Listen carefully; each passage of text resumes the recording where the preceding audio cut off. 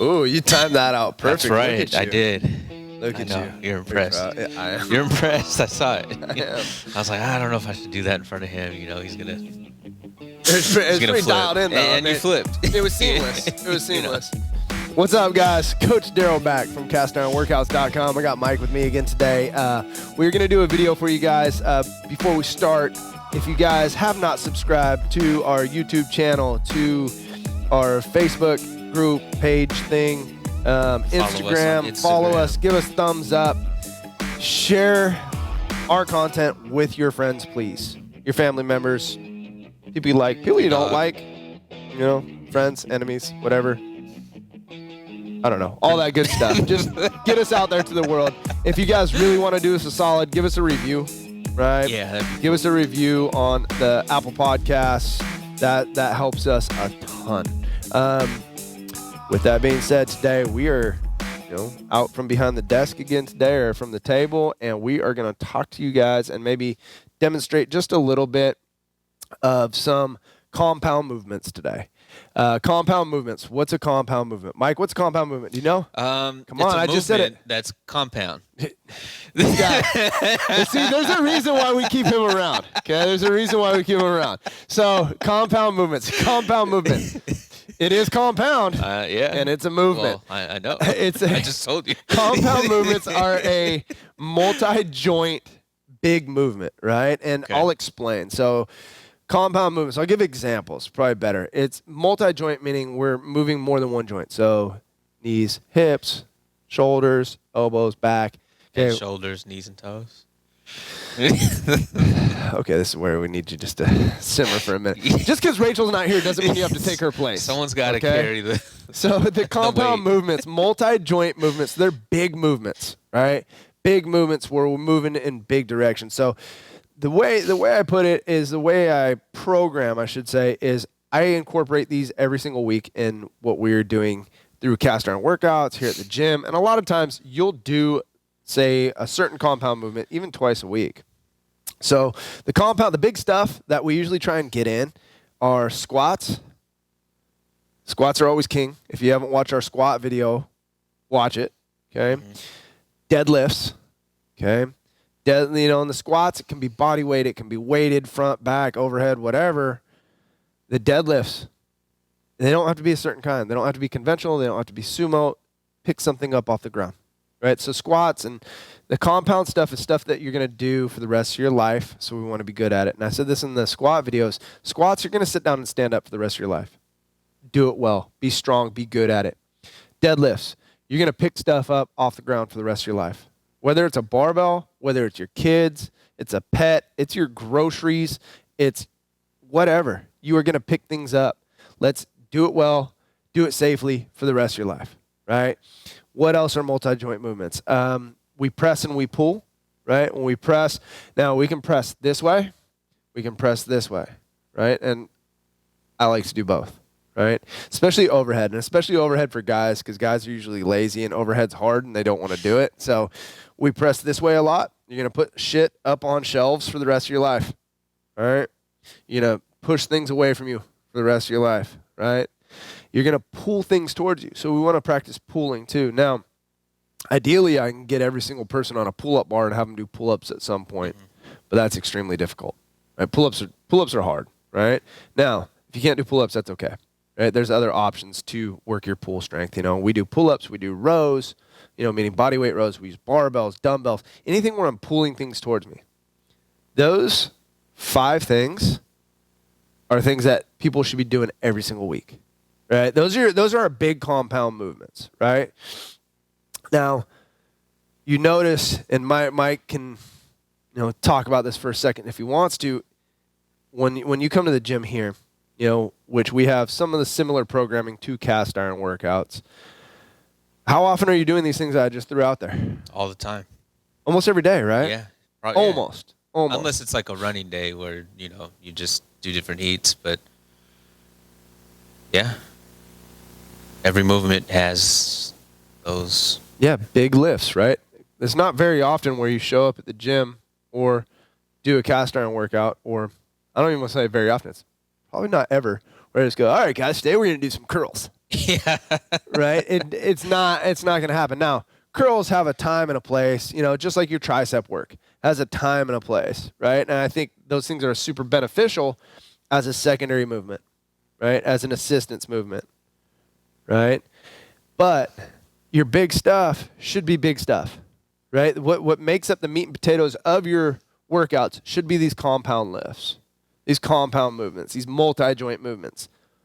For multiple reasons. Well, multi-joint, I'm building a lot of strength everywhere. I have to brace. I have to breathe in ways that are taxing and hard on my body. So what am I doing? I'm burning more calories. Awesome.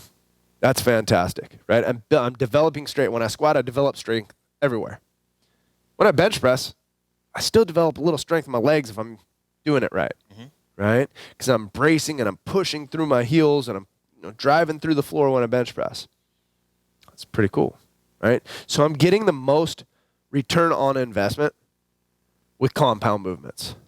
Right? So that's why we lean towards these things so much. It's why we want to do them often. Right? We want to do them right also. When you guys are doing these compound lifts,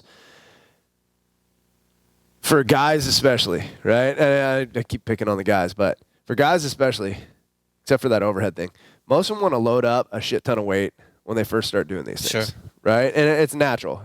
It's ego, right? I want to be Billy Badass. I'm going to put a ton of weight on my bar. I said this in our squat video. If you guys are just starting out or doing new movements, you can never err on the side of going too light, right? That's how you keep yourself safe, and you keep constant progression for a long period of time, right? I use my high school football player analogy. So I coached high school football for 15 years, 14 years. And for seven of those years, I ran the off-season program when I was a defensive coordinator and when I was a varsity head coach. So I ran our off-season weight program. I was in charge of it. So I go in and, I'd teach kids lifts and we're showing them different things. And I would always tell the kids where they should be, weight they should use. And they would, Coach, it's too light. It's too light. And I always think of it as that you got that pit bull on a chain, right? And you're holding them back, and you're holding them back. Once they have learned that lift, all of a sudden you let them go, and it's boom. Explosive. It's super explosive, and that weight can just shoot up, and they can get really strong. But you want to baby step that, right? You want to hold it back, hold it back, hold it back. Be patient, right? And then that progression is going to take off on you, right?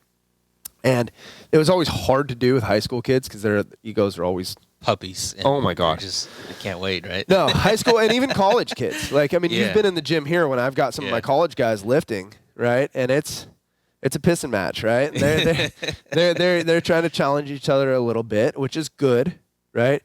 But still, you got to reel them in a little bit, and that carries over to adulthood. And I see it with grown men that come to the gym here, and it's like, slow down, take a breath, I'm with you. I want you to get stronger too and progress, but we're going to baby step it. Because the more you can baby step that, the longer that progression is going to last, and you're going to be getting stronger and stronger and stronger.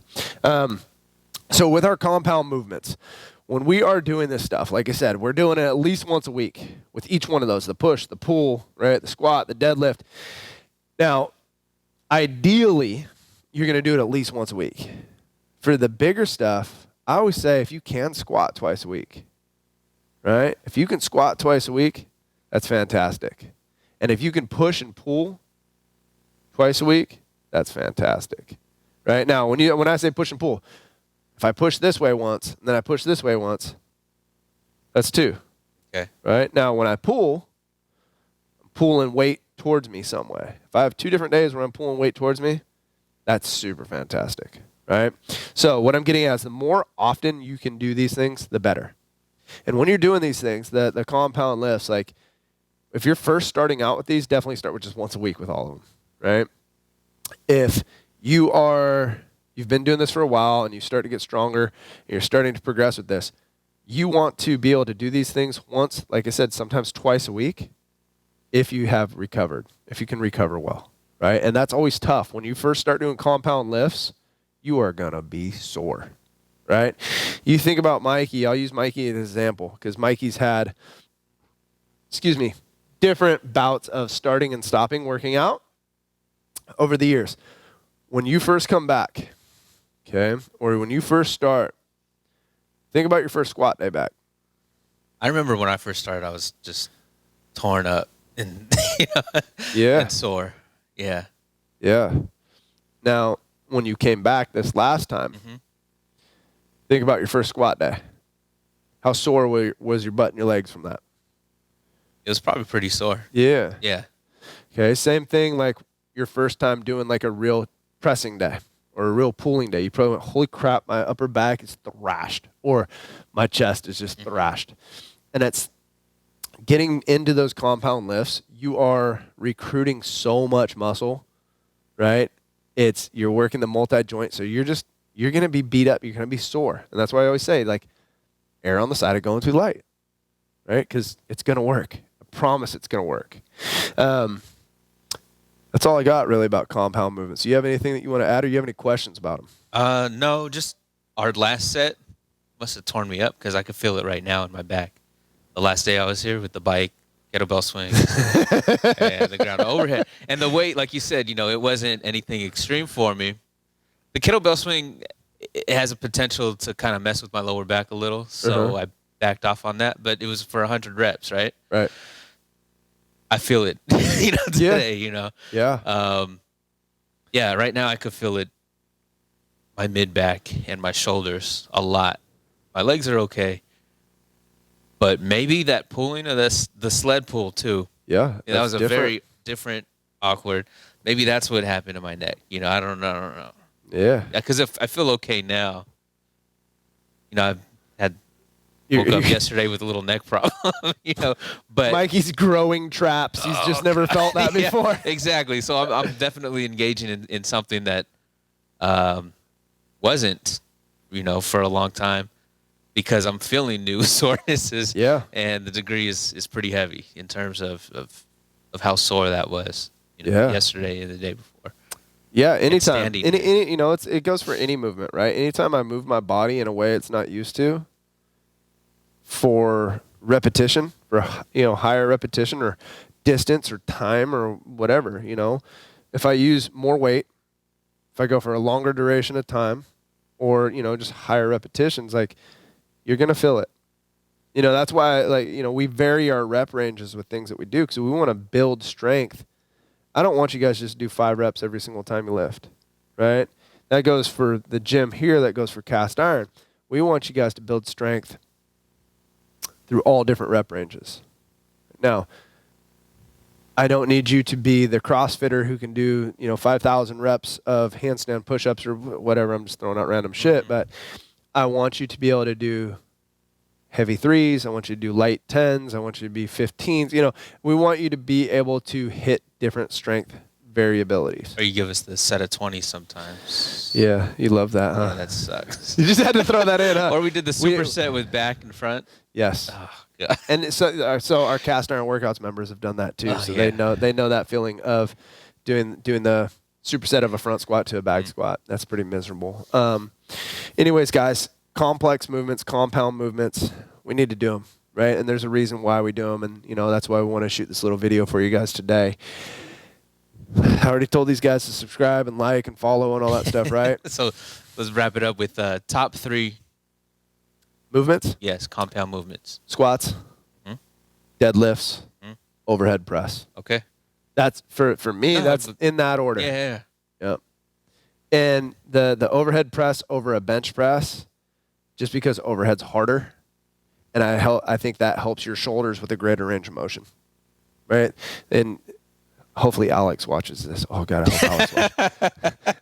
Mike's laughing. If you guys don't know Alex has this overhead. I go, Alex, do overhead press, and it gets here, right? We want to try and increase that range of motion overhead, right? We want to be flexible through our upper back and our shoulders. That's why I always say overhead press. Okay. Overhead press is a king. Also, that overhead press helps build your bench press. And that's where a lot of guys go wrong, is they stalemate on a bench press after a while. And it's number one, it's probably because their shoulders aren't strong enough because they don't go overhead enough, and their triceps are weak. Right? This is a little fun fact for you guys. So, do your squats, do your deadlifts, do your overhead pressing, do your pushing this way, do your pulling this way, and you guys will be gold. So that's all we got for you guys. Thanks. Cool. Share it. See you.